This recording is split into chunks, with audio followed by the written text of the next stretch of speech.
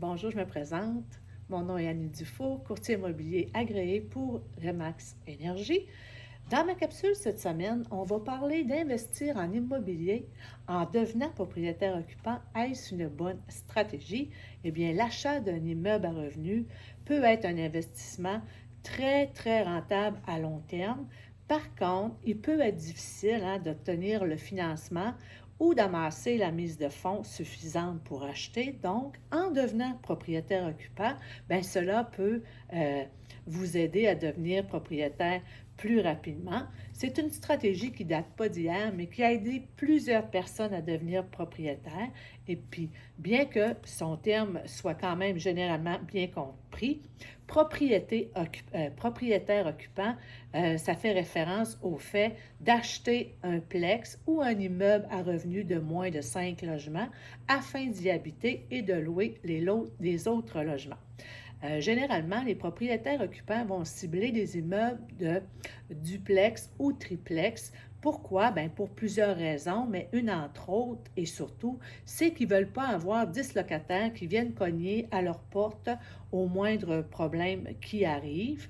Donc, je vais quand même vous énumérer des avantages et des inconvénients à devenir propriétaire occupant. Si on parle du côté des avantages, eh bien, vous logez à moindre coût, effectivement. Vos locataires paient une grosse partie du paiement mensuel de l'hypothèque, parfois même en entier. L'entretien de l'immeuble est moins pénible puisque vous le faites pour vous également. Certaines dépenses sont déductibles d'impôts, effectivement, selon votre superficie que vous habitez dans l'immeuble. Puis, vous pourrez mettre 10 de mise de fonds au lieu de 20. C'est pas rien quand même. Si on parle d'un immeuble qui a une valeur de 250 000, bien, on parle de 25 000 de mise de fonds au lieu de 50 000. Donc, il y a quand même une bonne différence. Puis, vous pourrez potentiellement devenir propriétaire plus facilement puisque vous n'aurez pas une autre maison à payer.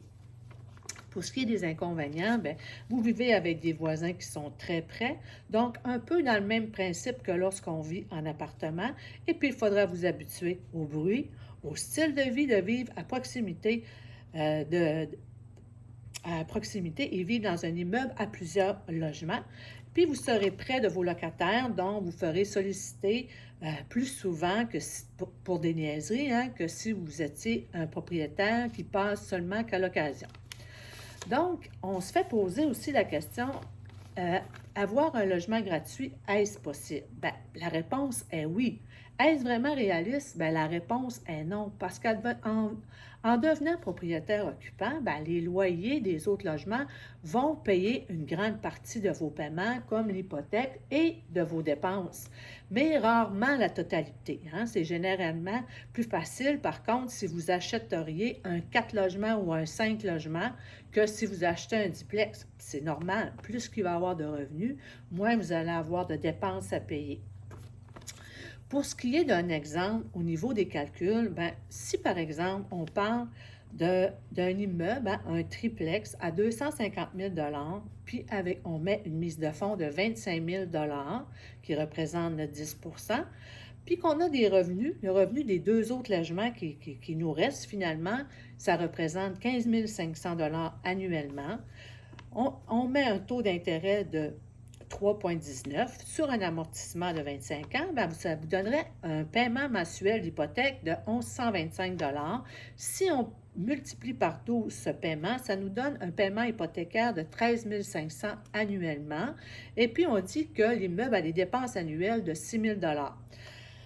Ce que l'on peut immédiatement remarquer, c'est que les revenus des deux logements qui sont loués parviennent à eux seuls à couvrir les paiements de l'hypothèque annuelle de l'immeuble.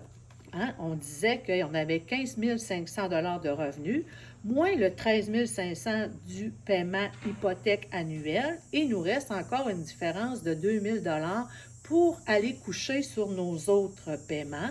Cela, c'est bon signe, mais cela ne veut pas dire non plus que c'est tout à fait gratuit pour le propriétaire occupant. Il doit encore payer les dépenses annuelles de l'immeuble, comme les taxes municipales et scolaires, ainsi que les dépenses d'entretien. Cela lui reviendrait donc à 4 000 par année. Fait que si on se fie au chiffre que le courtier nous a donné, bien, cela représente un montant de 350 là, c'est 4 000 que j'ai divisé par 12, ce qui nous donnerait un montant de loyer de 350 par mois. Bien, c'est pas beaucoup, là, pour se loger, là, parce que moi, des logements à 350 par mois, j'en visite pas souvent, puis mon Dieu, si j'en visite un, j'aurais été mieux de pas le visiter, là, parce que, ouf, c'est pas terrible, là.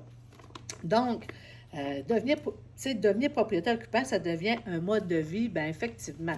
La plus grosse question qu'il faut se poser lorsqu'on songe à devenir propriétaire occupant, c'est si ce mode de vie-là est fait pour nous. Hein? On a beau penser aux avantages financiers, si on ne peut pas supporter le fait de vivre en proximité avec ses locataires, puis d'être achalé à toute heure de la journée, ou encore simplement vivre avec des voisins de l'autre côté d'un mur, bien, il vaut peut-être mieux de passer son tour.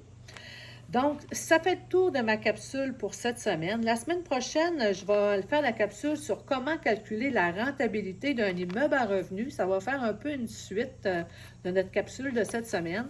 Donc, merci beaucoup d'avoir été là. Merci de me liker. Merci de partager. Vous savez, j'ai encore mon concours.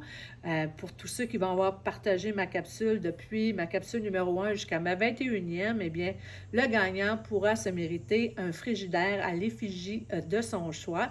Donc, je vous mettrai une petite photo dans le bas de la capsule. Alors, merci d'avoir été là et puis on se dit à la semaine prochaine. Bye!